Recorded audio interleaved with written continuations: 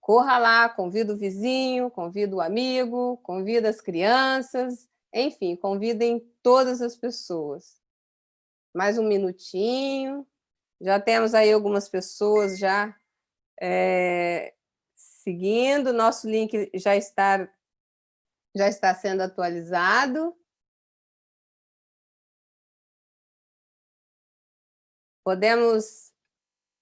Já podemos começar. Ok. Então, olá, sejam bem-vindos e bem-vindas. Começamos agora a nossa live sobre segurança alimentar e Agenda 2030 em tempos de Covid-19. Eu fico muito feliz em convidar para participar deste debate tão importante o representante da Organização das Nações para Agricultura e Alimentação, FAO, no Brasil, o senhor Rafael Zavala, e o representante do WFP, Programa Mundial de Alimentos no Brasil, e diretor do Centro de Excelência contra a Fome, o senhor Daniel Balaban. Sejam muito bem-vindos. Obrigado, Isa, e saludos a todos. Obrigado, é um prazer participar. Ok. Também temos a participação de Nájila Veloso, coordenadora regional de alimentação escolar para América Latina e Caribe, Cooperação Brasil, né, FAO, e Flávia Cordeiro, nutricionista RT na Secretaria Municipal de Educação de Bom Jardim, Rio de Janeiro. Sejam bem-vindas. Obrigada, Isa. Boa tarde para todo mundo. Boa tarde. Então, a nossa primeira pergunta ela vai ficar aberta para o convidado que desejar responder, né? Mas vamos direcionar primeiro para o Daniel e, em seguida, os demais, né? A pandemia da Covid-19 representa uma ameaça à segurança alimentar e nutricional, especialmente para as comunidades mais vulneráveis no mundo. As estimativas sugerem que, em 2020, o número de pessoas empurradas para a pobreza extrema poderá ultrapassar a contagem de 49 milhões de pessoas. Quais medidas, né, podem ajudar os países a reduzir os efeitos da pandemia no contexto alimentar? Bom, boa tarde a todas, a todos. É um prazer participar desse bate-papo com pessoas tão importantes, né? E um assunto tão sério e que está agora mais sério ainda por conta da pandemia. Eu queria dizer o seguinte: primeiro, a questão da insegurança alimentar e nutricional já vem crescendo no mundo, independente da pandemia. A pandemia apenas acelerou esse processo. Isso é importante ficar bem claro, porque muitas vezes as pessoas acham que só está aumentando o número de pessoas em insegurança alimentar por conta da pandemia. Não. Já vínhamos, ao longo dos últimos anos, com um crescente no número de pessoas em insegurança alimentar na maior parte dos países e no mundo inteiro. A pandemia vem acelerar esse processo e colocar muito mais pessoas nessa situação. O que está acontecendo? Eu vejo um problema muito sério que tem no mundo, chamado concentração de renda. Vamos colocar logo com relação às causas desse crescimento de pessoas em insegurança alimentar. Quanto mais a gente concentra a renda no mundo, mais pessoas ficam mais ricas e mais pessoas, logicamente, ficam mais pobres, porque é um bolo só. Se tem gente que está pegando cada vez fatias maiores desse bolo, é óbvio que vai faltar bolo para uma outra parte de pessoas. Então, esse crescente da concentração de renda, que já vem acontecendo no mundo inteiro, no Brasil e várias outras partes, é um dos problemas seríssimos que estão relacionados a isso.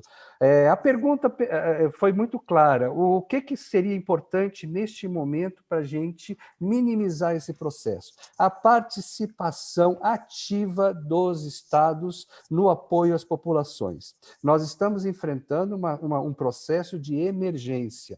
Não adianta achar que as pessoas vão resolver por si só esse processo. Não. Os países tem que trabalhar políticas públicas emergenciais para que esse número de pessoas em segurança alimentar e nutricional não cresça. Então, e agora mais do que nunca, os países do mundo eles não têm que se preocupar. Eu estava lendo ontem uma entrevista da diretora-gerente do FMI, né? E o FMI é um órgão extremamente conservador, e ela mesma dizendo, agora não é momento para os países se preocuparem em equilíbrio fiscal. Agora é o momento para os países se preocuparem em salvar vidas, porque salvar vidas é muito mais importante do que equilibrar contas. Não é momento de equilibrar contas, é momento de colocar os recursos dos países para que as famílias possam passar por esse processo e não morram. Porque se as pessoas hoje estão confinadas em casa, muitas pessoas, muitas famílias, não estão tendo acesso aos recursos necessários que elas tinham. A grande maioria das famílias, principalmente no Brasil, estão na informalidade. Muitas delas não estão mais com empregos, então elas não estão recebendo salários. E na informalidade, se você não consegue o recurso do dia a dia, você não traz comida para casa. Isso é muito sério, né? Então o Brasil aumentou significativamente o número de pessoas que estão no processo de que podem entrar nesse grupo de fome. Então é importante que o Estado participe, faça políticas públicas, como as rendas básicas que estão sendo feitas aqui no Brasil, nos Estados Unidos, vários países europeus estão fazendo isso, os programas de alimentação escolar, que façam com que os alimentos cheguem nas famílias, né, que saiam das escolas, porque as crianças estão fora da sala de aula, então é importante fazer com que esses alimentos cheguem às famílias. A Flávia deve falar um pouco sobre isso, a experiência dela lá no Rio de Janeiro, e eu acho que é importante que a gente apele o Estado, ou seja, a federação, no caso aqui no Brasil, e no caso dos países europeus e nos Estados Unidos, países mais importantes, tem que participar ativamente desse processo, ajudando as famílias, enquanto durar essa pandemia, que nós não sabemos ainda, não existe cura, não existe vacina, cada dia inventam alguma coisa, mas isso ainda não é oficial, não existe. Então, enquanto não existir isso, enquanto as pessoas ficarem forçadas a reclusão, é importantíssimo que o Estado participe através de políticas públicas. E essas políticas públicas não são só políticas de renda básica, mas também políticas de financiamento para os pequenos comerciantes, os pequenos agricultores e todos aqueles que participam da economia. Vou parar por aqui para deixar o Rafael falar um pouquinho. Obrigado.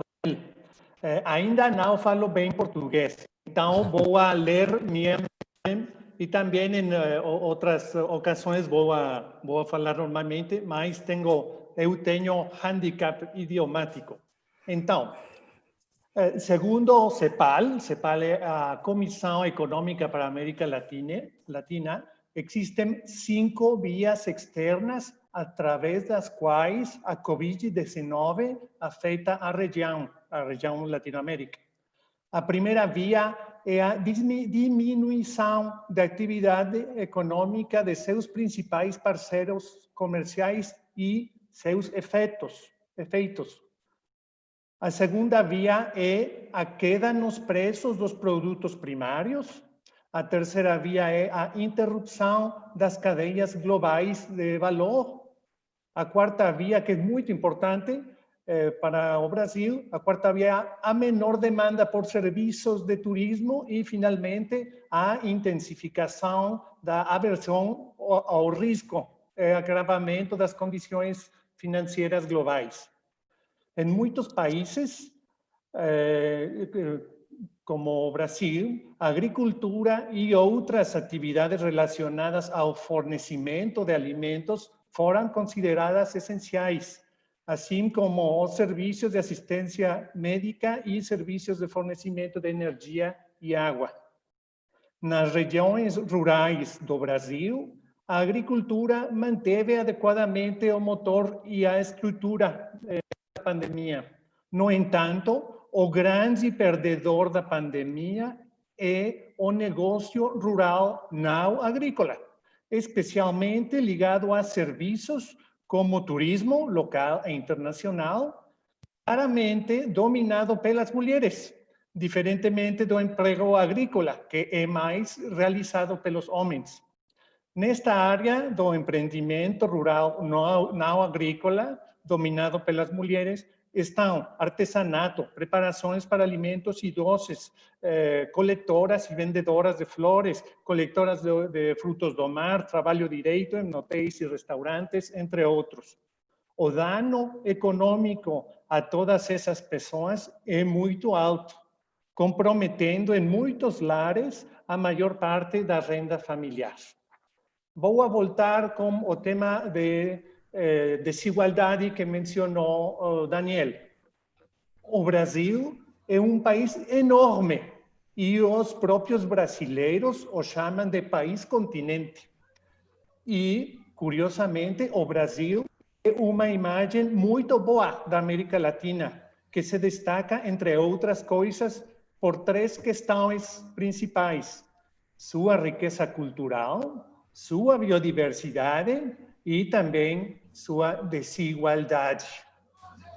Como representante da FAO, estive em municípios rurais do Paraná, Santa Catarina e Rio Grande do Sul. Esses municípios têm um índice de desenvolvimento humano superior à média de vários países europeus e programas de alimentação escolar, que posteriormente falará Nasla Veloso seguramente. Nesses municípios, os programas de alimentação escolar têm a condição de que todos os produtos provêm de agricultura orgânica. Isso é ideal. Também, mais do Sul, também tive representante da FAO em municípios rurais do Piauí, do Pará, Maranhão, e personalmente também no município de Marajó, em Pará, onde o IDH é menor que o dos países africanos tropicais, uma das regiões mais pobres do mundo. É nessas áreas que está o maior desafio da fome e da... Rafael e Daniel, obrigada pela explanação de vocês. Eu sou Thaís Fatioli, jornalista, escritora da Polybooks.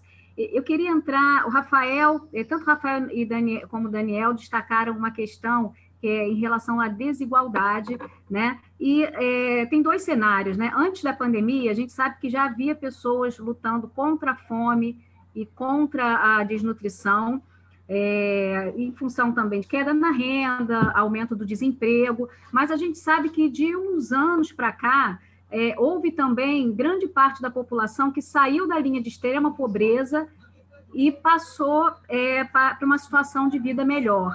Então, o que eu queria saber é se, diante do que nos trouxe a pandemia, se há o risco de retrocesso nos ganhos que já foram alcançados.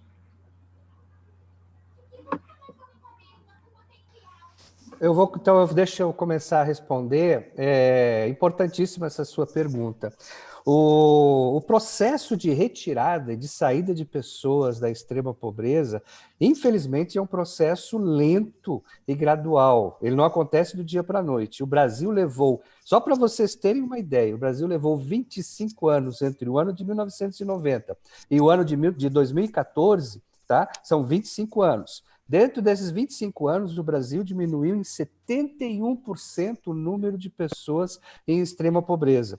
Só que, do ano de 2015 até o ano de 2019, também são 5 anos, o Brasil praticamente retornou esse número, aumentou em 70% o número de pessoas entrando na extrema pobreza. Ou seja, o Brasil levou 25 anos para sair e 5 anos para voltar. Hoje, nós já voltaremos, com certeza, nos próximos anos. Existe o famoso mapa da fome, né, que é divulgado todos os anos pelo estado da insegurança alimentar e nutricional do mundo.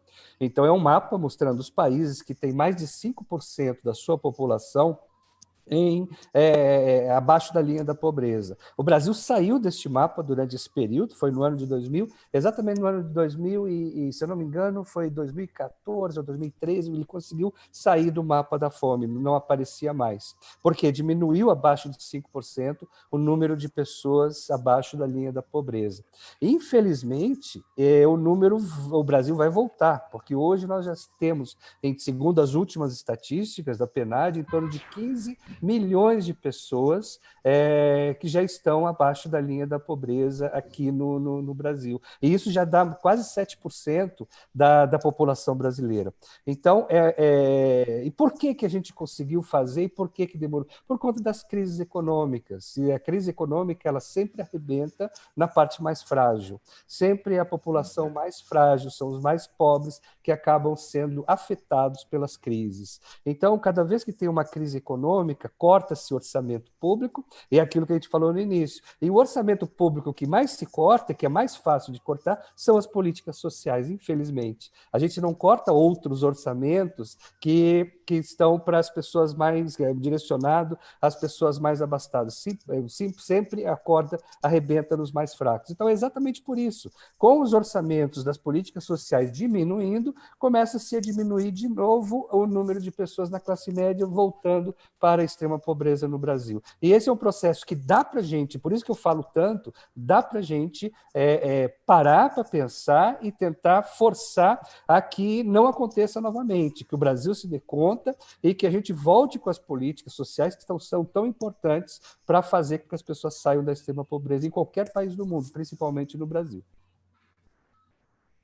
Rafael. Eu sou mais optimista que meu amigo Daniel.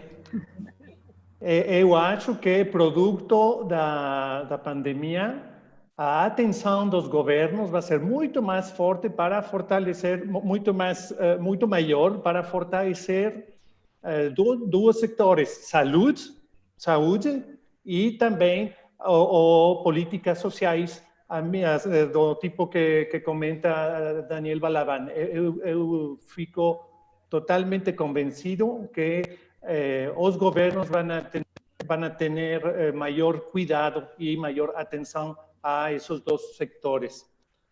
Com respeito ao mapa da fome, eu quisiera comentar uma coisa. Também sou mais optimista, porque a medição da insegurança alimentar é por períodos anuais.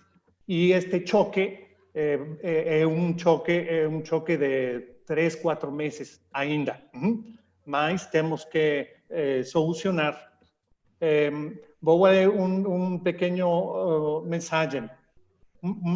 mensagem. O desafio da pobreza e da fome no Brasil não é tanto nacional, mas regional. É muito provável que no SOFI, SOFI são as iniciais do relatório Estado de Insegurança Alimentar, organizado precisamente pela FAO e pelo Programa Mundial de Alimentos. Não esquecer que o Programa Mundial de Alimentos é também uma agência das Nações Unidas. E, então, é muito provável que no SOFI de 2020, o Brasil ainda esteja com menos de 2,5% da população em condições de grave insegurança alimentar.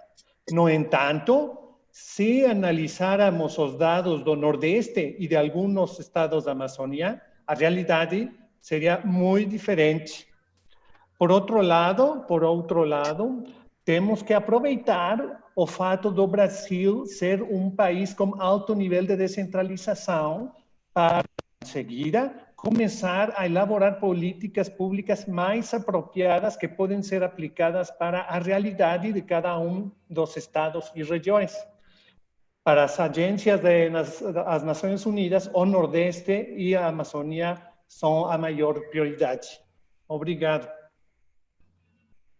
Eu gostaria de ouvir de vocês uma opinião em relação à criação de novos sistemas alimentares, e novos sistemas alimentares mais sustentáveis, mais inclusivos, como inclusive recentemente propôs o secretário-geral da ONU, né, o Antônio Guterres. Ele disse que essa é uma necessidade. Pensando a médio prazo, longo prazo, como conseguir construir esses sistemas tão sustentáveis, sistemas alimentares mais sustentáveis? Só poder público, a sociedade civil organizada também pode ajudar nessa missão? Rafael, não quer começar agora, Rafael? Vai você. Obrigado pela atenção. É importante, primeiro, dizer que a crise reduziu o acesso a alimentos frescos, como frutas e legumes, dadas as restrições impostas a feiras e outros mercados locais, onde a população compra esses produtos.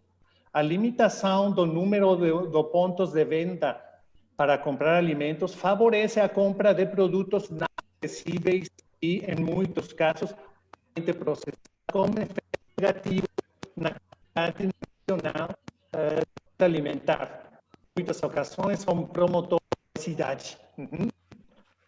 E, por outro lado, respecto à pergunta de Eli, sempre que sea possível, sempre que sea possível, devemos começar a mudar nossos hábitos alimentares e exigir mais produtos frescos e locais, provenientes de regiões mais próximas e que gerem menos emissão de carbono, o que se chama a pegada de carbono.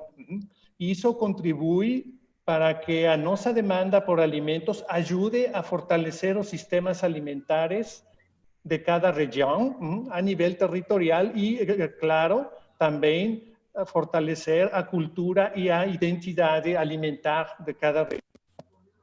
Dessa forma, alcançaremos sistemas alimentares mais sustentáveis e mais resilientes. Adelante, Daniel. Obrigado, Rafael. A questão dos sistemas alimentares é importante aqui no Brasil, porque o Brasil é um país que tem instituições bem fortes e ele conseguiu organizar bem os seus sistemas ao longo dos anos dentro do próprio país. Hoje, logicamente, por conta da crise, principalmente da pandemia, não estamos tendo condições. Os pequenos agricultores familiares, é importante dizer que eles são, eu sempre digo que são o coração da produção brasileira de alimentos. Nós, 70% do que nós consumimos, nossa população brasileira, vem dos pequenos agricultores familiares. E o Brasil, através do agronegócio, do agroexportador, é o maior exportador. O Brasil é um dos maiores exportadores de grãos de alimentos do mundo. Né? Então, o Brasil ele produz muita comida. Como o Rafael falou, por conta da pandemia, as feiras, logicamente, foram impossibilitadas de acontecer. Então, os pequenos agricultores eles têm uma dificuldade enorme de comercializar os seus produtos. Hoje, existem alguns programas que são extremamente importantes para eles, como o Programa de Alimentação Escolar, porque pelo menos 30% do alimento que é comprado para alimentação escolar tem que ser comprado diretamente do pequeno agricultor familiar, e um outro programa que é o PAA, o Programa de Aquisição de Alimentos. Esse é mais um problema sério. O Brasil já chegou a ter um orçamento de 1,3 bilhão para o PAA, hoje esse orçamento está abaixo de 100 milhões de reais. Ou seja, esse programa é extremamente importante para a compra dos pequenos agricultores familiares, porque eles têm uma demanda estruturada para os seus alimentos e o restante eles conseguem comercializar nos mercados públicos, né, para o setor privado. Então, hoje eles também estão sofrendo muito, todo mundo está sofrendo a questão da pandemia, como o Rafael falou, e é algo muito sério. Por isso que... E o pequeno agricultor ele não tem muito tempo. O grande produtor ele tem capacidade e condições de sofrer choques, porque eles têm muitos recursos. O pequeno agricultor, se ele perde uma safra, perde 2 safras, acabou. Ele não tem como continuar, porque ele tem poucos recursos, ele tem pouco acesso a financiamento e muitas vezes ele acaba vendendo a sua gleba de terra para um outro produtor mais forte. E isso que a gente tem que tentar impedir que aconteça nesse momento, através do apoio, de novo, do setor público, né, nessa hora tão difícil. E a sociedade também organizada, não é? Exatamente. A sociedade organizada é extremamente importante. O Brasil, ele tem várias. Há pouco tempo atrás eu participei de um debate também com várias entidades e cooperativas de pequenos agricultores. Tudo isso que eu estou falando foi exatamente vindo deles, eles colocando os problemas que eles estão enfrentando, e a situação é muito peculiar, porque, como eu falei, eles têm que conseguir passar por esse processo praticamente sem grandes apoios. Eles não têm apoio do setor público como deveria ter. Então, muitas vezes, agora mesmo, nós estamos começando uma campanha, né, para tentar ajudar a fazer com que esses produtos deles continuem sendo comprados mais fortemente para o programa de alimentação escolar, né, e também para outros entes que comecem a tentar focar na compra do pequeno agricultor, ao invés de comprar em grandes mercados, né, tentar comprar direto do pequeno agricultor para tentar fazer com que ele consiga passar por esse momento, né, sem quebrar, porque eles quebram também, eles não têm capacidade para durar muito tempo, né? O Rafael conhece mais ainda do que eu, né, porque ele trabalha muito nessa área e sabe qual é a dificuldade que eles têm para conseguir passar por crises. Então, é muito importante que a sociedade civil se comprometa, todas as entidades organizadas possam auxiliar, né, nesse momento, mas principalmente, eu faço de novo o apelo, eu acho que é o momento do setor público fazer algumas medidas para ajudar esse setor.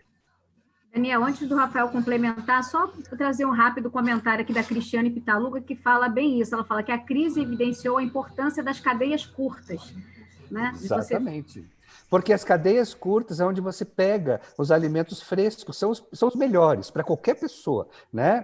Para a gente, nós seres humanos, se a gente quer comer alimentos saudáveis, né, frescos, é a cadeia curta do pequeno agricultor familiar, fazer com que aquele daqui da região, da sua região, que fornece. Eu acho que a Flávia depois vai falar um pouco sobre isso, porque ela é uma nutricionista da região Rio Bonito, se eu não me engano, lá no Rio de Janeiro, e ela faz esse trabalho junto com os agricultores familiares da região, e ela está sofrendo também, porque todo esse processo, né, para conseguir fazer com que o alimento continue chegando nas escolas. Ela é uma daquelas heroínas, porque eu, o Rafael, nós trabalhamos, né, com aquelas políticas públicas, integradoras e tudo mais, mas os heróis nacionais são aqueles que estão lá na ponta fazendo o trabalho, né, de levar exatamente esse alimento para as crianças que estão agora impossibilitadas de assistir às aulas devido ao fechamento das escolas.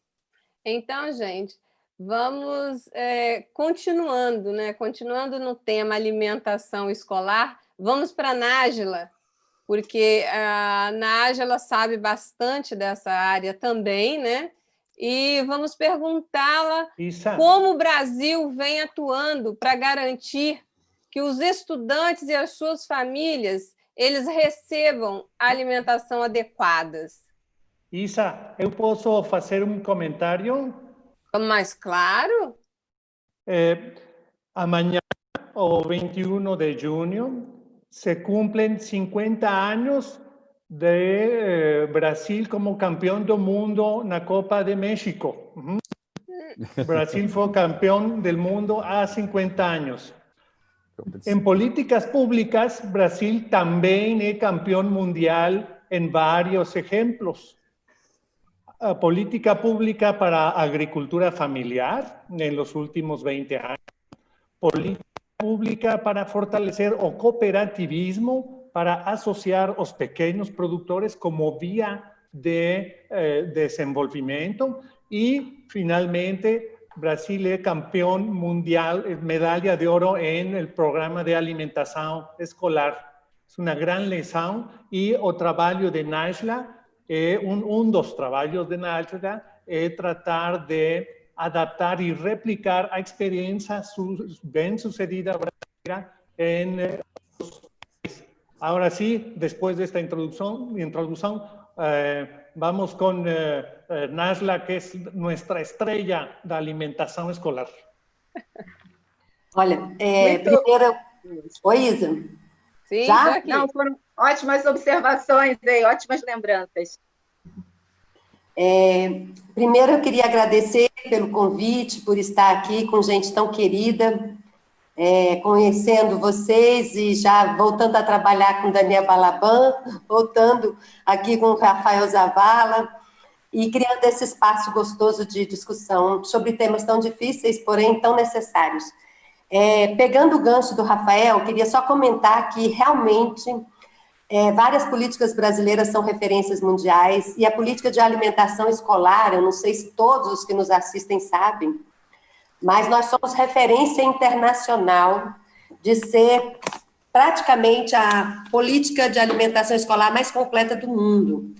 Primeiro, porque nós temos algo que eu quero chamar a atenção, que realmente faz toda a diferença, tanto na América Latina, Caribe, África, Ásia, por onde nós venhamos a discutir esse tema, é o regime colaborativo, ou seja, é a facilidade constitucional que nós temos de ter a União, os estados e os municípios trabalhando de maneira colaborativa para uma política acontecer, e somos mais de 5.570 municípios e 27 estados com o Distrito Federal, e cada um com uma gestão autônoma, independente, financeira, do ponto de vista legal, e isso faz toda a diferença. Um outro elemento que eu quero destacar dessa política, que também faz diferença para os países com os quais nós trabalhamos, é a universalidade. Nós aqui no Brasil podemos dizer que nós somos o único país, praticamente, que atende a todos os estudantes matriculados na escola pública brasileira. Somos quase 42 milhões aqui. Imagina que 42 milhões é quase a população da Argentina inteira. Imagine que é o somatório. Eu estava fazendo umas operações aqui hoje, a população brasileira é o somatório de estudantes do Chile, Equador e Bolívia, população integral. Imagine que, por dia, no Brasil se oferece 57 milhões de refeições a esses 42 milhões de estudantes, porque alguns comem mais de uma vez por dia. E aqui nós temos a melhor legislação em termos de organização de política pública do mundo. Nós temos a legislação geral, estamos ancorados na Constituição, temos a legislação específica para o PNAE, que menciona esses 3 eixos, um deles já mencionados pelo Rafael e Daniel, que é a compra pública de no mínimo 30% para a agricultura familiar, ações de educação alimentar e nutricional vinculadas ao acesso a um menu adequado, saudável, de preferência fresco e de acordo com a faixa etária.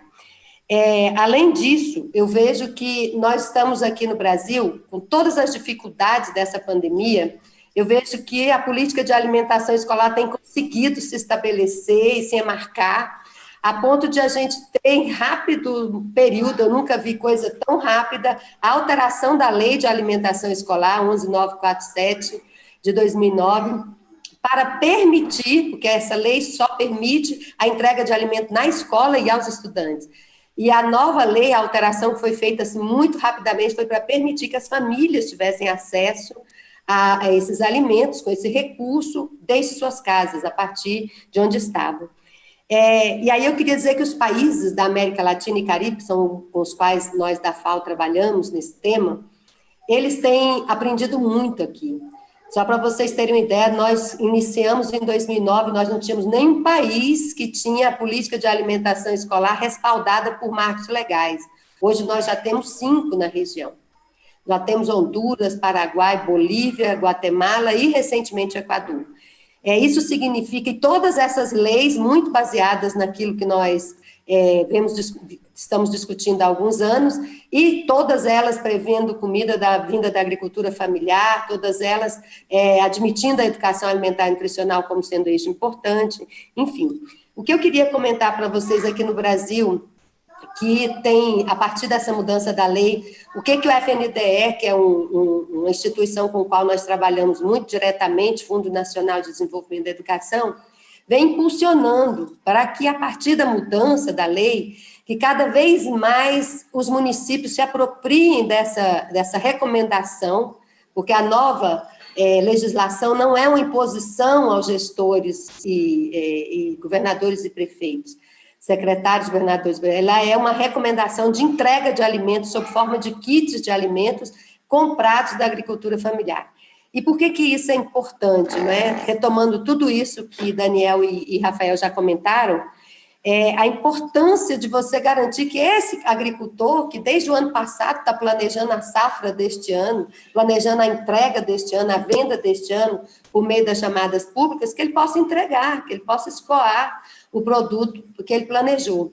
E, para isso, nós precisamos dos prefeitos, dos governadores, dos secretários municipais e estaduais, de toda a sociedade civil envolvida nesse tema, para que a gente garanta que esses estudantes, que assim como têm direito a essa alimentação adequada no período regular, que eles também tenham agora, nesse período.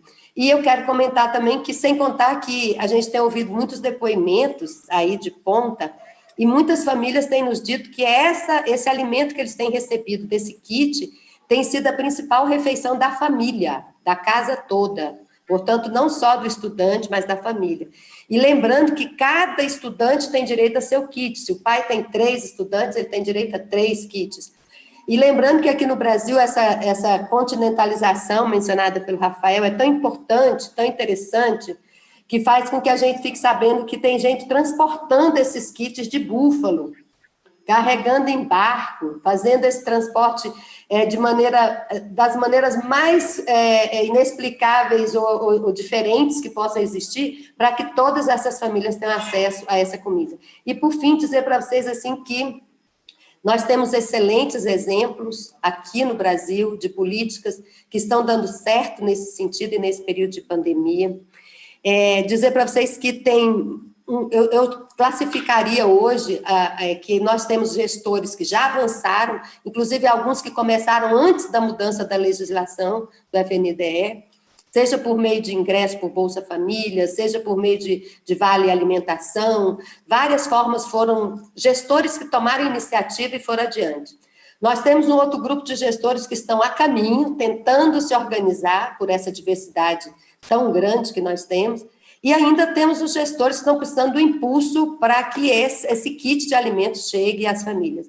E nós, da FAO, Centro de Excelência, Aliança pela Alimentação Saudável e Adequada, a OPAS, todos os que estamos podendo trabalhar nesse sentido, estamos ajudando, por meio de eventos como esse, de discussões com CAIs, com nutricionistas, com gestores, para que a gente faça chegar. Porque, olha, eu sou preocupada que o pós-pandemia vai chegar, nós temos milhões de coisas a planejar, mas a gente não pode esquecer que o momento da fome é hoje, não dá para pós-fomizar a relação com as pessoas. A fome é hoje, ela é no café da manhã, ela é no almoço, ela é no jantar, e por isso a urgência de a gente estar se mobilizando para que isso aconteça, até porque os recursos estão sendo repassados.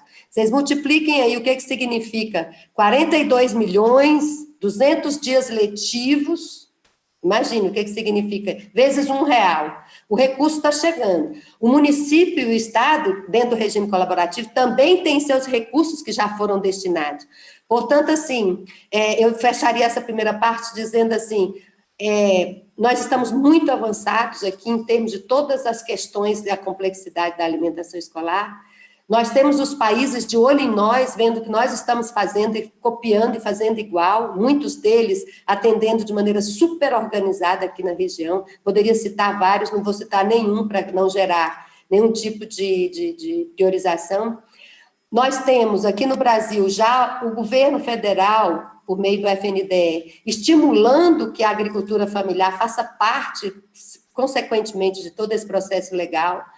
E nós temos já, vocês todos, como sociedade civil, que eu quero envolver vocês, participando desse debate. Ou seja, nós temos tudo para fazer isso se ampliar e fazer com que hoje a pandemia tenha resposta no café da manhã, no almoço e no jantar dessas famílias. Então, eu agradeço demais por essa oportunidade de estar aqui, porque realmente eu sei que são atividades como essa, convidando CAIs, como vocês fizeram, convidando nutricionistas e gestores, que nós vamos conseguir ampliar essa importância para ontem. Obrigada. Nájila, você ressaltou muito bem a mobilização que está ocorrendo para que as famílias recebam esses alimentos, recebam a merenda escolar em suas casas, o benefício que é não, aquele aluno recebeu alimento, né? Que é um benefício estendido, acaba sendo estendido a todos da família. Agora, a gente sabe, na realidade, que em muitos lares ainda não está chegando, ainda existem falhas, estão sendo feitos aprimoramentos, porque muitas crianças não estão com seu alimento. E, assim, só para a gente ressaltar a importância que é toda essa mobilização da política, do poder público e da sociedade unida para que chegue, para que os benefícios, as verbas circulem, cheguem aos municípios. Qual é o impacto, né, da falta desse alimento para esse estudante e a sua família nesse momento, para a falta daquele café da manhã? Porque eu preciso que você ressalte, porque é tão importante, é tão urgente se regularizar esse serviço, Nájila. Olha, eu diria primeiro porque os programas de alimentação escolar no Brasil e no mundo, eles são desenhados para suprir pelo menos 20% das necessidades nutricionais de cada estudante por dia. Se você, por aí, numa matemática bastante simples, se você não entrega esse alimento para esses 42 milhões que têm direito, não só são os vulneráveis, são todos os estudantes, você está suprindo dele a possibilidade de ter garantido esses 20% das recomendações nutricionais. Primeira questão simples. A segunda é que esse tema da alimentação escolar, ele não é só um tema hoje relacionado à fome, à pobreza, à miséria, tanto que a legislação brasileira compreende que os 42 milhões de estudantes, ou seja, 100% de estudantes de cada estado e de cada município, têm direito a essa alimentação. Por quê? Porque nós sabemos que a fome hoje não pode ser entendida só como ausência de alimento, e sim como todas as formas de malnutrição que nós podemos chamar a atenção e com elas, a consequência delas, as enfermidades crônicas não transmissíveis. E eu sintetizaria, que eu creio que os nutricionistas falam melhor, eu sou educadora, falam melhor dessa relação que você pergunta, mas eu sintetizaria dizendo...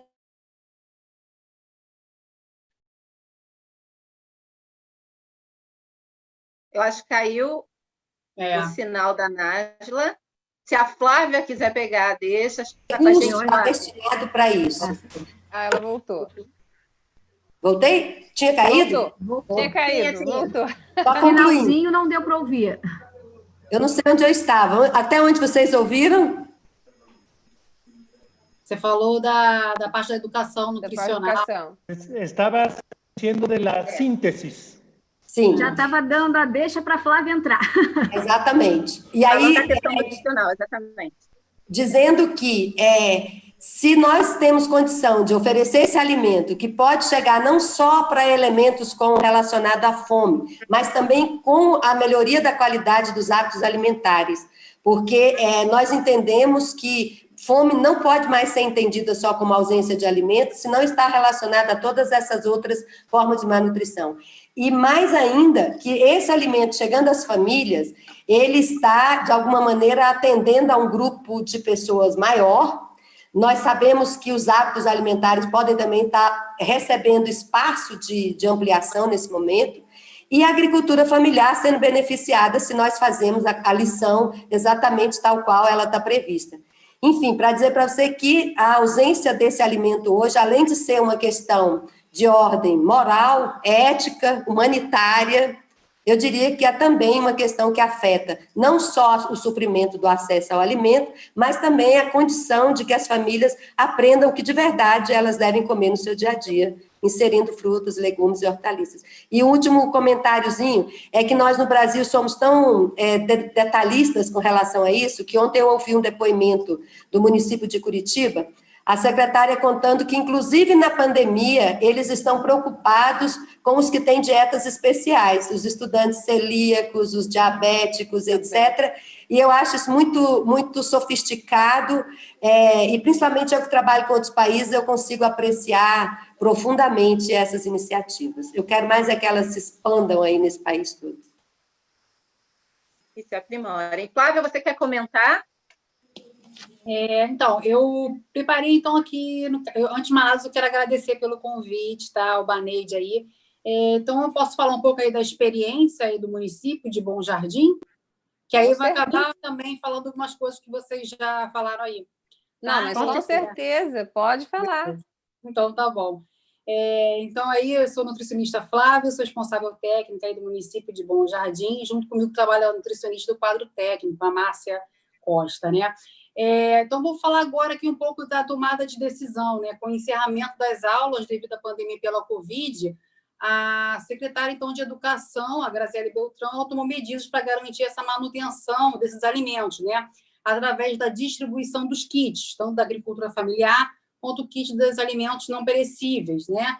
Mediante o PENAI, né, que autorizou a distribuição desses alimentos a todos os alunos. Então, aí do planejamento, eu atuo, então, nas escolas municipais, nós temos, então, 2.391 alunos, eles estão inseridos aí na educação básica, de acordo com a modalidade de ensino, alunos do pré-escolar, fundamental e o EJA. O EJA é Educação de Jovens e Adultos. Então, para a gente poder atender essa nova resolução do PENAI durante esse momento, né, de pandemia, o que nós levamos em consideração? Poder atender, seguir, no caso, que é alimentar para a população brasileira, que é ofertar os alimentos in natura e evitar os alimentos ultraprocessados, também a qualidade nutricional, os hábitos alimentares, a cultura local para a montagem desses 2 kits.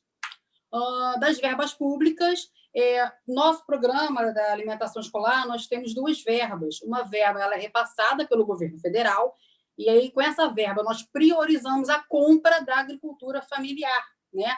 E aí, no caso, nós temos 16 agricultores atuando e eles produziram, então, 27 elementos para atender nesse primeiro semestre, como hortaliças, frutas, vegetais e produtos artesanais. Isso é bem interessante, começou esse ano passado. Banana passa, canjiquinha, fubá, goiabada cascão, rapadura, né? No caso, para atender, então, a todos os alunos. Então, vou falar agora então, do kit da agricultura familiar com essa verba, né?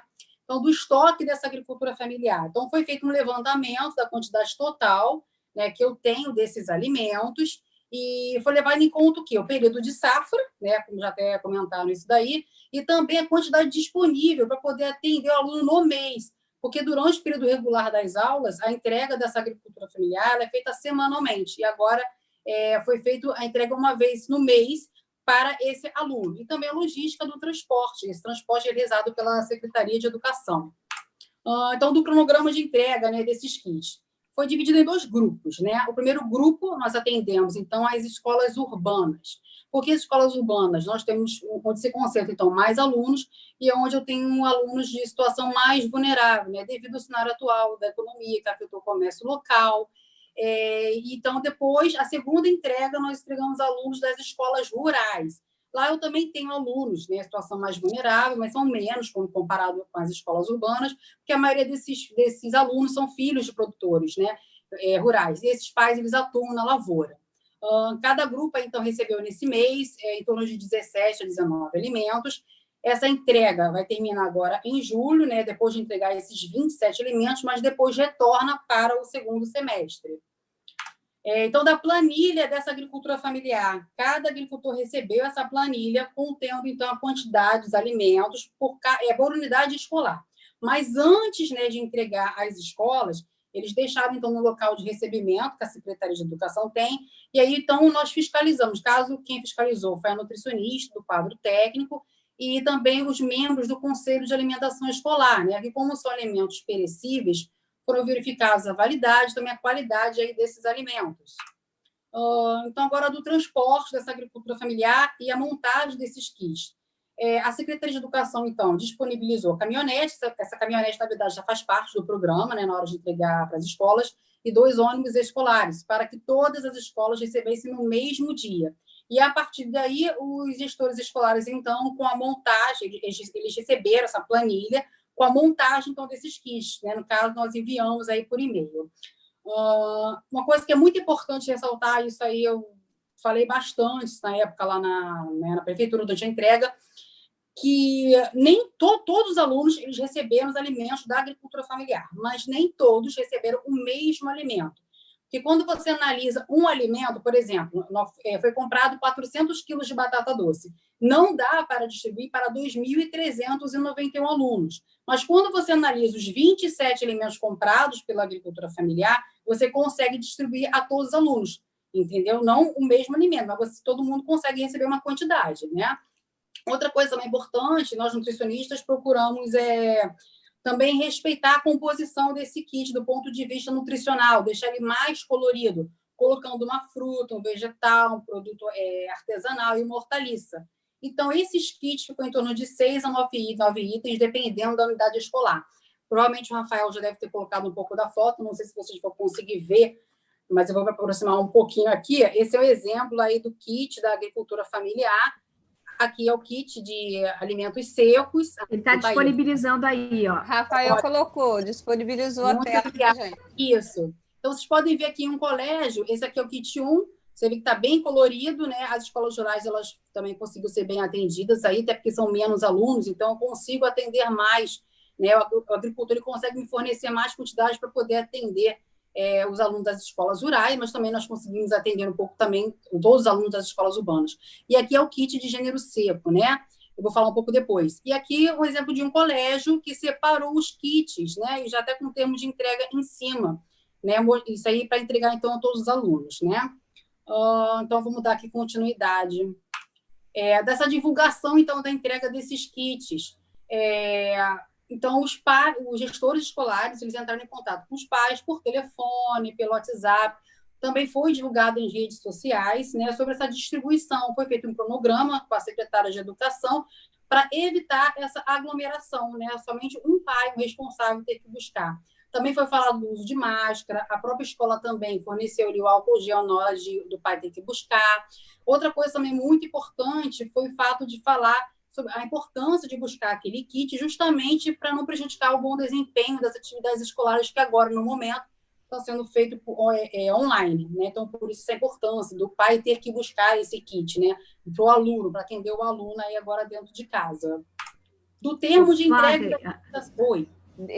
Não, é só um comentário breve que eu queria falar, olhando essa foto dessa riqueza, né, nutricional dos alimentos, a importância dessa iniciativa de não ter ficado parado e ter disponibilizado, mesmo que haja problemas, escolas que não estão recebendo, que vão ser ajustados, mas de você movimentar toda uma cadeia. Você evita que as crianças entrem num estágio de desnutrição, de falta de alimento, por pais que estão desempregados, ou que não conseguiram acessar o auxílio emergencial. Você movimenta a agricultura, né, local, então você tem toda uma engrenagem que é mantida por uma simples, né, e grandiosa iniciativa de continuar trazendo a verba do Programa Nacional de Alimentação Escolar nesse período que as crianças estão estudando em casa.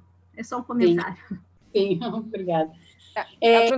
Aproveitando, Flávia, deixa aqui da Thaís, quero trazer um comentário daqui do YouTube, que eu acho que é pertinente ao que você está dizendo. Olha, a Celina Manarino, ela está acompanhando e colocou esse comentário aqui. O fortalecimento do SUS em todo o país está com acesso universal, parece-me muito importante, associado às iniciativas em discussão, principalmente na atenção básica à saúde com a alimentação escolar. Sim, isso é muito bom. Pode dar continuidade? Pode continuar. Então, assim, do termo de entrega e dessa higienização dos kits, né? Ao entregar o kit da agricultura familiar, então, cada responsável pelo aluno, ele assinou esse termo. E o que constava nesse termo de entrega? A higienização, no caso das mãos, com o uso do álcool gel, na ausência, né, do álcool gel, a lavagem das mãos com água e sabão. Também nós disponibilizamos nesse termo de entrega uma foto ilustrativa do Ministério da Saúde, né, justamente para poder, para quem não consegue ler, de repente, o termo, o pai poder também estar vendo essa foto ilustrativa. A limpeza também e conservação do hortifruti, que são as frutas e verduras, ficarem de molho por 15 minutos, né, uma solução hipoclorada, e também a higienização dos kits, dos gêneros de alimentos não perecíveis, que é o uso do álcool gel ou lavar aí, né, com água e sabão antes de entrar aí em casa. Daqueles que não buscaram kit, acho que alguém já até comentou aqui, nem todos os alunos realmente conseguiram buscar o kit, mas porque muitos deles moram distante, né, da cidade. Não tem telefone, então não tem internet, então realmente foi muito complicado entrar em contato. E também, no caso, os outros pais, eles teve pais que não quiseram buscar, porque não achavam que tinham necessidade. mas eles sugeriram, né, poder repassar para o aluno em situação mais vulnerável. Então, eles falaram para poder ceder esse kit para esses alunos em situação aí mais vulnerável. Achei isso bem bacana também. Então, agora, em contrapartida, então, eu falei no caso dessa verba que foi repassada pelo governo federal para a compra da agricultura familiar, em contrapartida, a prefeitura ela entrou com a verba do município para comprar o kit de alimentos não perecíveis, tais como o leite, inclusive até a Nájila falou, né, sobre o AE, no caso, que atender alunos com, por exemplo, com intolerância à lactose. Então, comprei também leite zero lactose, tem o leite, tem o óleo, tem o arroz, tem o feijão, mas também incluímos aí a maçã e o ovo. Nesse caso, uma empresa que ganhou, no caso da licitação, ele entregou em todas as unidades escolares esse kit seco, esse kit fechado. E também nós obedecemos o mesmo critério da entrega da agricultura familiar em relação à higienização. E aí lá, esse processo aí de entrega do kit aos pais, antes de levar para casa, tanto os pais junto com os gestores, eles olharam todo o kit, verificaram a validade de cada um, até por questão de segurança alimentar, para saber como é que também estava a qualidade aí desses alimentos. Então, nós, nutricionistas, também nos preocupamos na hora de fazer esse kit no seguinte, procurar fazer um kit de fácil manuseio, de conservação, até porque a gente procurou ofertar o quilo e o pacote fechado, né? Justamente porque não podemos violar as embalagens, nós temos que evitar o risco de contaminação e a manipulação desses alimentos.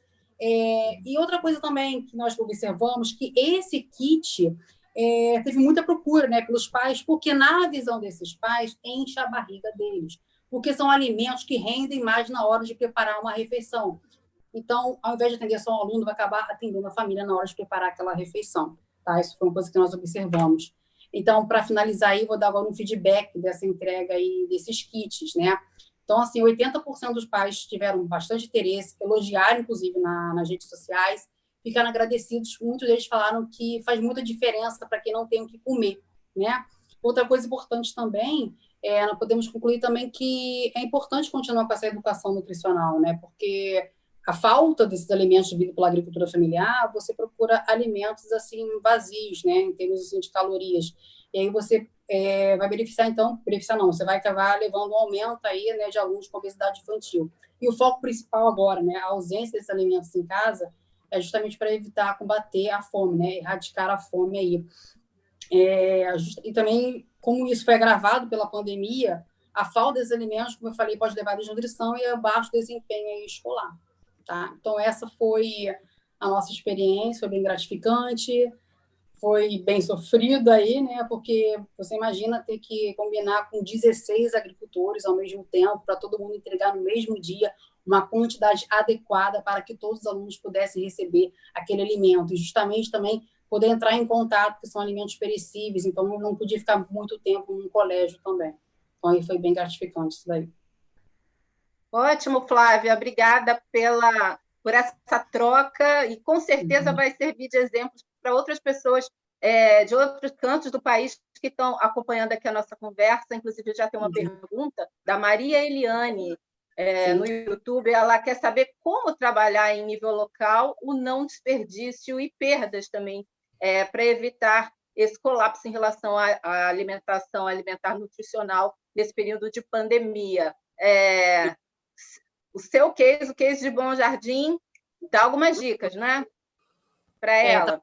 Se a Nádia também quiser complementar. Está falando em termos de não perder esses alimentos da agricultura familiar, isso quando chega no colégio? Evitar desperdício e perdas. Sim, vamos lá, evitar desperdício e perdas. Então, assim, o importante para evitar esse desperdício e perdas é justamente divulgar isso para o pai, dessa necessidade de buscar esses alimentos, né? Teve, assim, uma perda ou outra de alguma quantidade, justamente porque nós transportamos mais de 1.000 quilos de alimento. Eu não sei se é essa exatamente a resposta, né, para poder responder essa pergunta aí. Mas, então, teve, assim, uma ou outra quantidade, mas aí o agricultor também conseguiu repor isso daí, né, na hora, quando o pai, ele vê que, de repente, recebeu de repente, um maracujá, que acabou estragando, na hora de repor. A quantidade em si, eu me preocupei justamente para não fornecer muitos alimentos, porque eu também sabia que alguns não conseguiriam buscar, justamente porque uns falaram que não queriam, justamente para poder repassar para o outro aluno, e aqueles pais também que teriam essa dificuldade. Mas na hora de fazer esse cálculo aí, eu me preocupei de poder atender uma quantidade razoável, legal, E, assim, a gente trabalhou essa parte porque são gêneros perecíveis, então a gente sabe realmente a importância na hora de entregar os alimentos. Por exemplo, a banana. A gente se preocupou de pedir ao agricultor entregar a banana um pouco mais verde, né, para poder durar mais tempo também na casa do aluno. No caso, o aipim ele foi colhido no dia, justamente que sabemos que o aipim ele precisa ser descascado, né, justamente para congelar, entendeu? Então, a gente se preocupou em relação a isso aí. Eu não sei se eu respondi essa pergunta direito. Não respondeu. Ajudou com as suas observações. Foram pertinentes e parabéns pelo trabalho realizado aí no seu município. Eu gostaria agora de chamar a Nájila para que ela pudesse, que o Rafael possa colocar o vídeo, né, que ela disse que é um modelo que pode servir como exemplo para todos os municípios do Brasil e ser estendido aí pelo mundo, né? Vamos lá, Nájila? Isa, só um comentáriozinho rápido. 3 referências dessa experiência. Eu acho que nós temos milhões de modelos aqui hoje no Brasil já em andamento. Esse vídeo são só 5 minutinhos, mas ele mostra a articulação da Secretaria de Educação e Agricultura, muito importante nesse momento, mostra a articulação com as cooperativas e mostra, sobretudo, o nível de envolvimento da comunidade escolar. Então, só esse destaque é do Rio Grande do Norte, e que, inclusive, faz a distribuição para 167 municípios do estado. É muito esforço, assim como de Rio Bonito, de outros tantos que nós temos exemplos aí. Então, vamos lá. No Rio Grande do Norte, graças à articulação entre a Secretaria de Desenvolvimento Rural e Agricultura Familiar e a Secretaria de Educação, 215 mil kits foram entregues aos alunos da rede estadual de ensino, como forma de diminuir os impactos da pandemia do novo coronavírus, tanto na alimentação escolar quanto na agricultura familiar. A experiência dessa compra emergencial do PENAI traz alguns elementos que para nós representam um avanço. O primeiro deles diz respeito ao número de produtos incorporados dentro da aquisição da alimentação escolar, principalmente ressaltando os produtos regionais. O segundo aspecto diz respeito ao trabalho de articulação em rede, de execução em rede, a partir das cooperativas e das associações. E o terceiro aspecto é o volume comprado. Nessa compra emergencial, foi a maior compra da história do Rio Grande do Norte ligada à agricultura familiar, onde foram comprados mais de 2.800.000 reais. Isso representa um avanço, representa o fortalecimento da agricultura familiar e a articulação entre as políticas. A articulação com as representações das organizações da agricultura familiar do Estado para a compra por meio de chamada pública com recursos do PNAE foi realizada de forma virtual, bem como a estratégia de entrega dos alimentos, permitindo que as cooperativas e agricultores participassem do processo e beneficiando cerca de 30 cooperativas da agricultura familiar. Meu nome é Josailson Medeiros, sou agricultor familiar, representante do ramo agropecuário na Organização das Cooperativas no Estado do Rio Grande do Norte, OCERN, e quero ressaltar aqui a importância da compra que foi feita pelo governo do Estado, às cooperativas da agricultura familiar. E nós só temos a agradecer. A parceria com a Unicafs é algo importantíssimo e que deu resultado. Pretendemos manter e lutar por outras compras, se Deus quiser. Hoje, aqui em Serra Caiada, fechamos o primeiro ciclo da nossa entrega de alimentos da agricultura familiar. E hoje aqui na escola, professora Erondina Caldas, em Serra Caiada, tem um público de 614 alunos que estão recebendo quase 14 mil toneladas de alimentos vindo daqui, da agricultura familiar. Eu, como gestora desta escola, professora Erondina Caldas, é uma satisfação receber os cooperados, compreender a importância que o governo do Estado também vem dando nessa nova gestão. Cada kit é composto por cerca de 10 quilos de alimentos, contendo arroz vermelho, feijão macassar, polpas de frutas, bebidas lácteas e leite em pó, adquiridos da produção familiar dos 167 municípios do estado. Mais de 600 escolas receberam os kits dos fornecedores e realizaram o processo de entrega, que passa pela higienização dos kits e protocolos que permitem o menor contato possível entre as pessoas. Cada família é avisada pela escola sobre o dia da retirada do kit. Essa foi a primeira entrega realizada no estado, que já planeja uma segunda distribuição.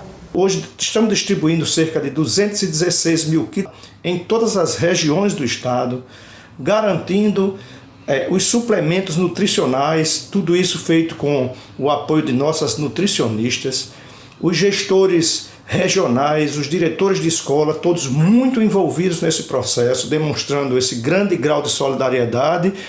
Então são cerca de 2.160 toneladas de comida. Espero que os alunos, no retorno, a gente possa fazer outros trabalhos com ele e que esse processo de alimentação, com o aprendizado que temos agora, ele possa evoluir durante o período normal de nossas aulas.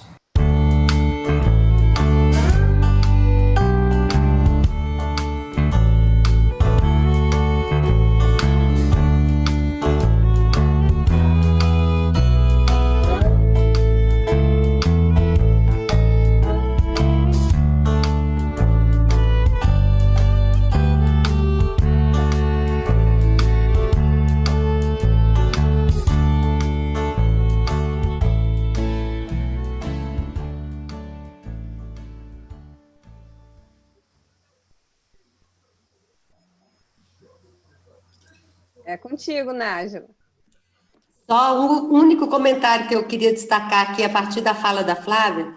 Quantos esforços têm sido feitos por tanta gente para que essa realidade aconteça? Nutricionistas, secanes, gestores, estão todos muito empenhados nisso, não só no Brasil, como eu disse, em vários outros países.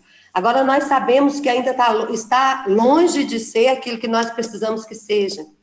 Então, que a gente não se canse de estimular que essa garantia do direito à alimentação adequada aconteça para os 42 milhões de estudantes. É isso que eu gostaria de chamar sempre as agências, a sociedade civil, a editora e todos nós aqui que estamos visualizando essa live, a pensar que esse é um direito que nós temos que lutar juntos por ele. Eu tenho, Nájila, aqui um recadinho do Marcelo Colunato, que é o coordenador geral, né, do CAI de São Paulo, que é o coordenador também de Guarulhos e é do Fórum Nacional. Ele diz que ainda faltam muitos municípios, né, para cumprir a obrigação dos 30% da alimentação. Da alimentação, peraí, deixa eu ver aqui. Ele manda um abraço muito especial para o Daniel e diz que ainda falta bastante para que os recursos do PNAE chegam, né, para a aquisição dos gêneros da AF. Manda um abraço para você, para o Rafael, para todos os convidados. Obrigada, Colunato. Eu queria agora voltar para o Rafael e para o Daniel. A gente traçou um cenário mais geral, depois a gente entrou na questão da alimentação escolar e, levando em conta a situação de extrema pobreza, eu queria jogar uma pergunta que é um pouco cruel, mas necessária, é uma resposta necessária que a gente busca, né? Até que ponto a pandemia e o agravamento dessa situação da fome nos distancia das metas da Agenda 2030 no que diz respeito à segurança alimentar? Bueno, eu acho que definitivamente temos que trocar a Agenda 2030 pela Agenda 2040 ou 2050. Este processo ha sido muy impactante en todos los avances veniam sucedendo. Por outro lado, eu quero fazer uma reflexão respeito à alimentação escolar. Teníamos o desafio é fazer temas alimentares no território. São mais sustentáveis, são resilientes. E eu adorei a fala da Flávia. Por quê? Porque podemos ver um sistema alimentar, mediante a alimentação escolar, podemos ver um sistema alimentar dentro do mesmo território, circuitos curtos,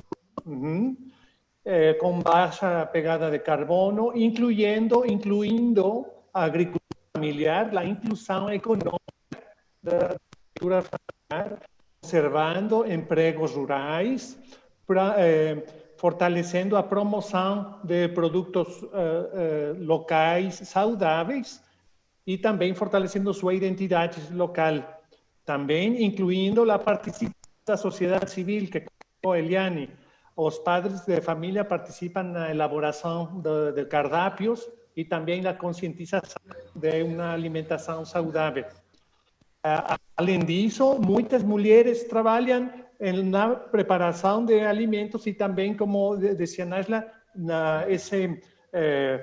como podemos dizer, exército armada de nutricionistas, que a maioria são mulheres, e também das gestores, dos gestores do programa.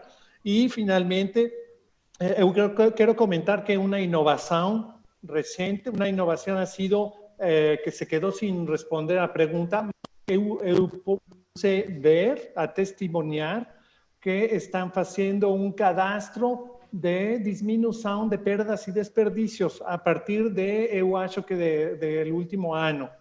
E, finalmente, este programa articula as políticas públicas a nível local. Finalmente, voltando à sua pergunta, Thaís, eu acho que os objetivos de desenvolvimento sustentável têm que conservar-se, mas a meta para seu cumprimento, fico totalmente seguro que temos que postergá-la. Câmbio. Câmbio, Daniel.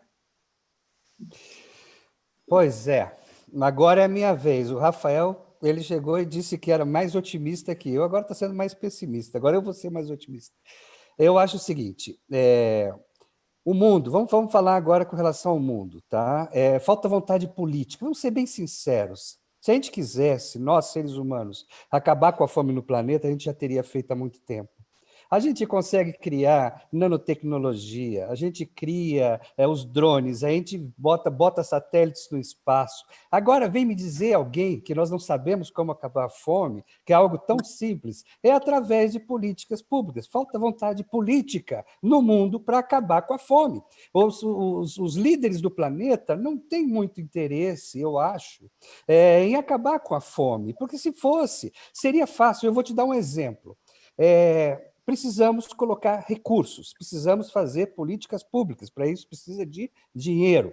Então, muito bem, o PENAI é um grande projeto nacional, um grande programa nacional, que começou lá pelo final dos anos 50, começou pequenininho no Brasil e foi se desenvolvendo ao longo dos anos. Ele cresceu muito ao longo dos últimos 10, 15 anos, porque houve vontade política de crescimento. O PENAI não era nem um programa ele não era institucionalizado, para vocês terem uma ideia. Não existia um arcabouço legal para o PENAI, não existia uma lei que definisse o PENAI. Hoje tem. Então, o PENAI só atendia o ensino fundamental, ele não atendia pré-escola e nem o ensino médio. Isso há pouco tempo atrás. Né? Então, a partir do ano de 2000, ou seja, há 10 anos, 11 anos que o PENAI começou a ser integralizado no Brasil. E hoje ele é uma política pública que, para que alguém resolva acabar com ela, vai ter que, pelo menos, votar uma nova lei no Congresso, que é muito mais difícil. Então, a gente tem que mostrar que isso é uma política de Estado. O Brasil conquistou o PENAI, como foi feita a pergunta do SUS. O SUS é um dos melhores sistemas de saúde do mundo. Tá? E no Brasil, toda vez chega gente dizendo temos que acabar com o SUS, temos que privatizar. Se não fosse o SUS, nós temos hoje mais de 50 mil mortos. Se não fosse o SUS, a gente teria 500 mil mortos, tá? Nesse país hoje. O SUS é que acabou salvando esse país dessa pandemia. Então está na hora da gente agarrar e defender aquilo que foi conquistado pelo Brasil. Essas políticas públicas foram conquistadas. Com relação ao mundo, o mundo gasta todo santo ano 2 trilhões de dólares em gastos militares para fazer bombas, para fazer mísseis, para fazer sei lá o quê e causar guerra no mundo. 2 trilhões de dólares. Sabe quanto custaria, já calculado pelas Nações Unidas, para acabar com a fome no mundo por ano? Em torno de 120 bilhões de dólares. Isso dá 7%. Se todos os países do mundo dissessem, olha, este ano nós vamos tirar somente 7%, não vai acabar com o exército, 7% do gasto militar, e vamos investir para acabar com a fome do mundo, acabaria, conseguiria fazer, porque nós sabemos os projetos, a falta cheia de projetos, o PMA tem projetos, as Nações Unidas têm os projetos, mas falta recursos, falta dinheiro, falta vontade política de acabar com a fome. Enquanto os líderes do mundo não tiverem vontade política, nós vamos estar sempre correndo atrás do rabo, que nem aquele cachorrinho, né? Sempre tentando inventar alguma desculpa para dizer temos 820 milhões de pessoas, agora temos 900 milhões de pessoas passando fome e morrendo no mundo. Então está na hora do ser humano começar a ter um pouquinho mais de empatia, porque dentro desses 821 milhões de pessoas que passam fome, cada uma, né, é filha de alguém, é mãe de alguém, né? Cada uma tem um local, cada uma tem alguém chorando a morte dessa pessoa. E a gente não consegue entender isso, porque é muito fácil falar em números, né? 50 mil mortos. Cada um desses que morreram, né, tem alguém sofrendo nesse instante. Então, enquanto a gente não se dá conta disso, enquanto a gente não pensar que é um ser humano, a gente não vai resolver nenhum problema no mundo. Então, eu acho que é vontade política, é isso que precisa para a gente enfrentar os problemas que a gente tem na humanidade. Eu acho que é isso, né? Tem mais alguma pergunta aí do público, Thaís? Thaís? Acho que eu vi a Thaís, ela acabou saindo. Eu acho, não sei se caiu a internet. Ela deve ter caído. Eu vou aproveitar, então, que a Thaís caiu e vou fazer uma outra pergunta, Daniel. Mas falta ainda o Rafael falar. Desculpa, Rafael. Rafael já começou. Rafael já falou. Rafael começou respondendo. Ele começou sendo menos otimista do que o Daniel, eu me esqueci. Nós sabemos, Daniel, que a crise climática ela também gera seu impacto, né, na segurança alimentar, né? Isso você acha que agrava a pobreza extrema e a fome? Esse impacto ainda é mais grave agora durante o Covid-19? O que podemos fazer de concreto sobre esse assunto? Bom, eu sou um cara que eu me baseio pelos cientistas, né? Eu não me baseio por achismos de blogueiros da internet, mas por cientistas. Então, os cientistas apontam que há, né, um impacto na natureza das ações humanas. E esse impacto, né, que o homem, né, o ser humano está causando na natureza, ele tem que ser diminuído por conta dos efeitos climáticos. É óbvio que hoje nós temos uma série de problemas. Eu trabalho muito com os países africanos, ajudando eles, países asiáticos, a criarem políticas de segurança alimentar e nutricional. Esse é o papel do nosso trabalho principal do nosso escritório aqui no Brasil, de apoio aos países. Esses países enfrentam secas continuadas muito fortes por conta de desmatamentos. Porque quanto mais você desmata, mais dificuldade que tem de chuva, aquela coisa toda, mais seca eles têm. E, logicamente, com seca você não consegue produzir alimentos, precisa de água. Então, eles sofrem todos os anos. E, para isso, toda hora, quando o país está conseguindo se desenvolver, muitos países na região oeste da África, principalmente, abaixo do Saara, eles sofrem muito de seca. Então, todas as vezes que eles tentam produzir alimentos, eles tentam se organizar, a gente ajuda a criar os sistemas alimentares, eles têm uma quebra de safra por conta dos problemas climáticos, que eles estão enfrentando cada vez mais. Então, é óbvio que hoje a gente precisa ajudá-los a criar sustentabilidade. Para isso, eles têm que ter um tratamento dentro dos seus países de reflorestamento. Muitos países africanos estão fazendo isso. E aqui no Brasil nós já estamos. Eu estou vendo aí do teu lado, Isa, a Amazônia, né? Então, está aí, ó. Exatamente. Então, é exatamente isso. Nós estamos... Sabe, Daniel, esse é um livro da saga das minhas abelhas. Eu sou uma utópica, eu acho que a literatura certa vai salvar o mundo, né? Você já sabe disso. Por isso que eu participo do CAI e que tenho essa ação forte junto aos CAIs do Brasil. E a Amazônia é da saga das abelhas, inclusive vai entrar também no processo do CAI. Ah, que ótimo.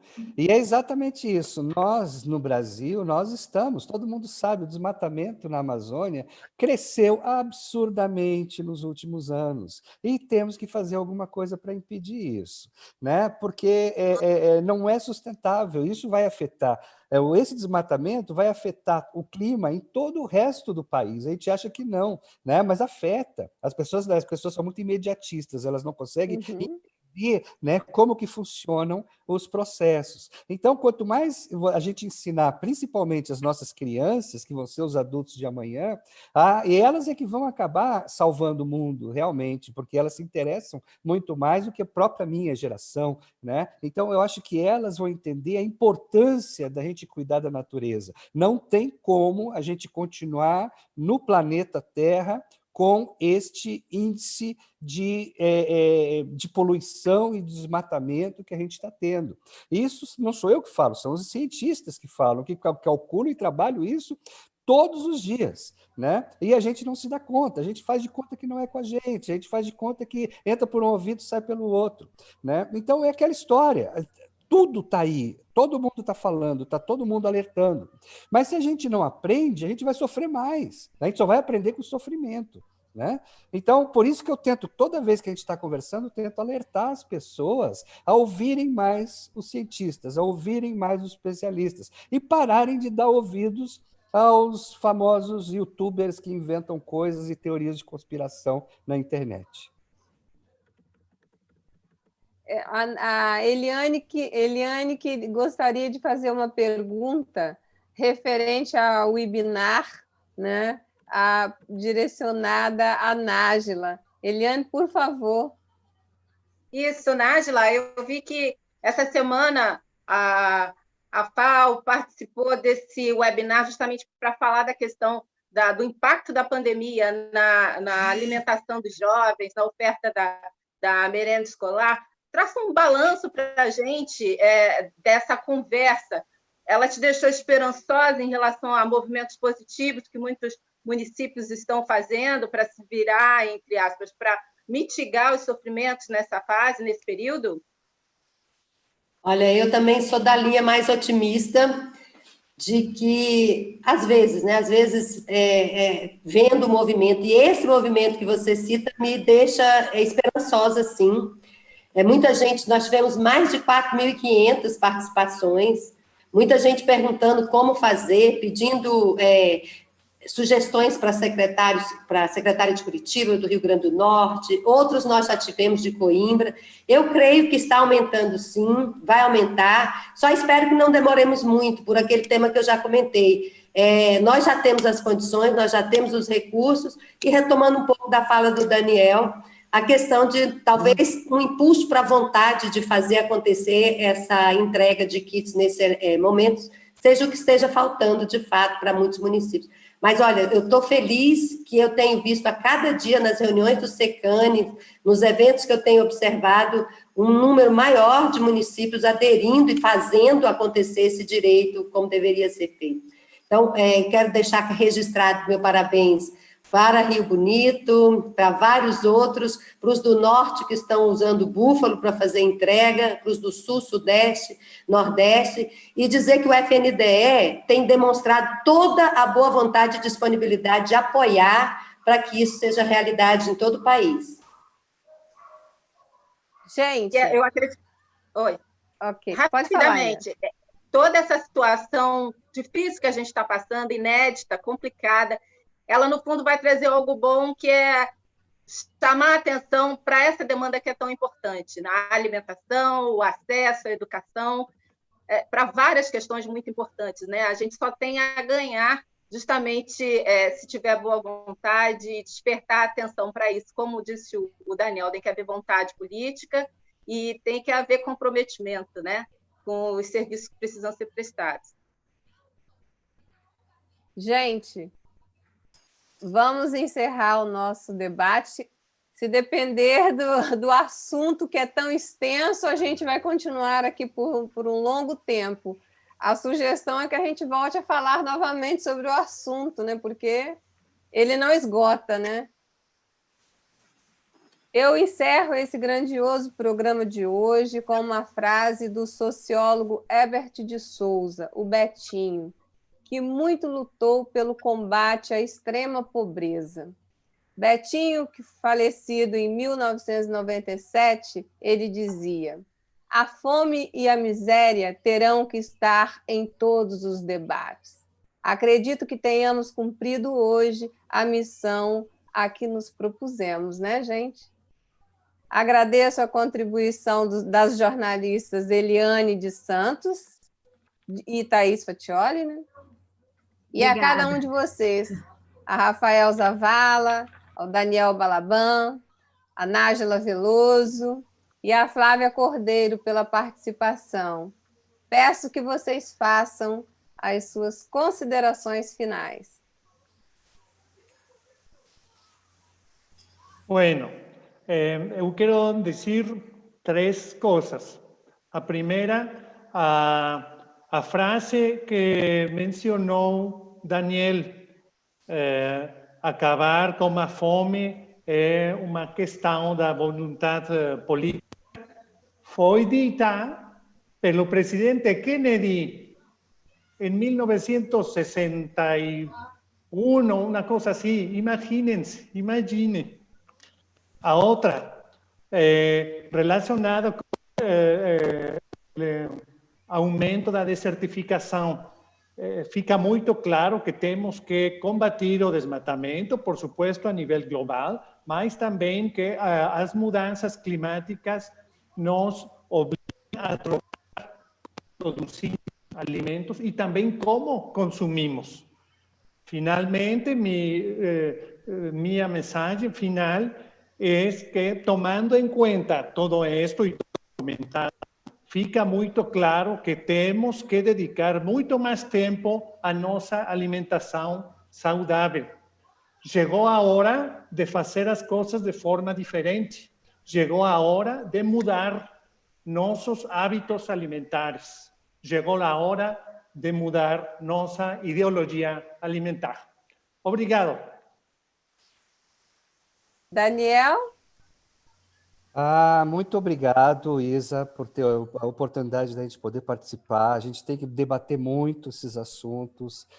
Eu acho que cada vez mais, com o problema que a gente está enfrentando hoje em dia, mais tem estado à tona a questão da insegurança alimentar e nutricional, não somente no Brasil, mas em todo o mundo. E eu acho que é possível. Sou extremamente otimista. Eu acho que é possível que a gente consiga, vai conseguir, porque não tem como o mundo continuar nessa situação. Ou a gente resolve, ou a gente não vai mais estar aqui no futuro próximo. O mundo vai dar uma chacoalhada e sai todo mundo daqui e tira todas as pulgas, como o cachorrinho faz. Mas eu acho importante que a gente se dê conta, e só quem vai conseguir mudar somos nós, sociedade civil, civil, as pessoas, são seres humanos. Se a gente não pressionar, se a gente não falar, se a gente não participar de debates, se a gente não levantar o assunto, nada muda. Somos nós que mudamos, a gente tem que mudar por baixo e fazendo com que o muro consiga ter uma base e cresça, né? E a gente consiga desenvolver esse prédio grande da harmonia entre as pessoas. E para finalizar, o nosso querido Rafael falou do presidente Kennedy, eu vou ainda ir mais adiante. O primeiro que falou sobre a questão política foi um brasileiro, um pernambucano chamado Josué de Castro, no seu livro Geografia da Fome, né? E ele dizia que o problema da fome não era geográfico, não era social, não era uma questão cultural, era um problema político. Né? Então, ele foi um dos primeiros a levantar essa questão. E realmente, o Kennedy tem razão e a gente tem que se dar conta disso. Política é o que a gente está fazendo agora. Nós estamos discutindo os assuntos, nós estamos tentando mostrar para as pessoas, e a gente tem que colocar essa questão do acabar com a fome no mundo como um debate atual, falar todo santo dia o que nós estamos fazendo para conseguir fazer com que nenhuma pessoa mais no planeta Terra vá dormir com fome, num planeta que produz alimentos para todo mundo e ainda sobra muito alimento. Né? A gente não tem escassez de alimentos no mundo, a gente tem hoje produção suficiente para todos. O que a gente tem é fazer com que esse alimento chegue para todo mundo e que as pessoas tenham o mínimo necessário para que elas possam se desenvolver e conseguir correr atrás dos seus sonhos. E o mínimo necessário é água, oxigênio e os alimentos para poder pensar. Se ela não está alimentada, ela não vai conseguir pensar, ela não vai conseguir trabalhar, ela não vai conseguir fazer nada. Então, é por aí que a gente tem que começar. Obrigado, Isa. E próximas vezes pode nos convidar que estaremos presentes. Convidarei, com certeza. E Nájila e logo em seguida a Flávia, por gentileza. Rapidinho, eu só queria deixar registrado aqui que esse tema é realmente de passar a tarde e a noite, e que a gente faz isso sempre com várias pessoas que estão aprendendo, como nós, como que isso tem que funcionar na prática, e eu acho que esse é seu interesse. Eu queria dizer que a minha preocupação para o pós-pandemia hoje é que as boas políticas públicas, sociais, de proteção, de direito humano que nós temos no Brasil, sejam retomadas com muita força, que a crise financeira não permita que a gente tenha também uma crise das políticas sociais. Eu acho que é uma equação complicada, mas a ideia é que sejam preservadas as melhores políticas. E com relação ao tema de entrega da alimentação escolar neste momento, eu vejo que é muito importante que os gestores pensem que os estudos estão nos mostrando que também há um aumento de desemprego, também há um aumento de violência psicológica, física, sexual, há um aumento de violência doméstica, há um aumento de abandono de crianças, enfim, entregar alimento nesse período é contribuir para que esse cenário seja o menos pernicioso possível. Então, que a gente tenha essa visão humanitária de que fazer política pública nesse momento é também uma questão ética, moral, e muito importante para diminuir os riscos que toda a nossa população, não só brasileira, mas mundial, vem sofrendo. Deixa aí nosso abraço e agradecimento a vocês por todo esse espaço. Flávia? Opa, obrigada aí, então, gente, pelo convite, né? A gente sabe que o alimento aí é um direito de todos, né? E principalmente agora para o aluno que está em casa, isso é importante até para o bom desempenho escolar, né? Uma coisa assim que eu até acredito, né, sobre a segurança alimentar é justamente para a gente poder estimular a compra e o produto desses alimentos, né, provenientes aí da agricultura familiar, né? É o próprio governo subsidiar, né, fornecendo terras produtivas, sementes aí para plantar, incentivar mesmo aí a feira de pequenos produtores rurais aí, até mesmo o mercado local. Isso aí para poder atender aí o programa de alimentação escolar. Obrigada aí, gente.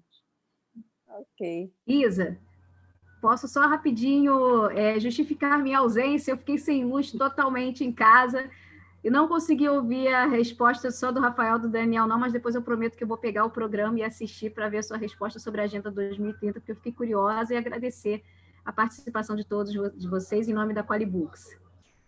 Ok. Eu agradeço. Agradeço também a participação. Sucesso no trabalho de vocês, que é fundamental. Ok, então até a próxima live, se Deus quiser, sábado que vem, às 16 horas, estaremos aqui novamente, né, Thaís? Isso. 16 horas, horário do Brasil, 21 horas, horário Bélgica, e trazendo certamente um outro tema tão relevante, tão importante quanto para agregar valores às nossas vidas. Obrigada aí. Obrigada. Então, até lá. Tchau, tchau. Tchau, tchau. Obrigado. Tchau, tchau. Bom fim de semana. Tchau, tchau. Para vocês também.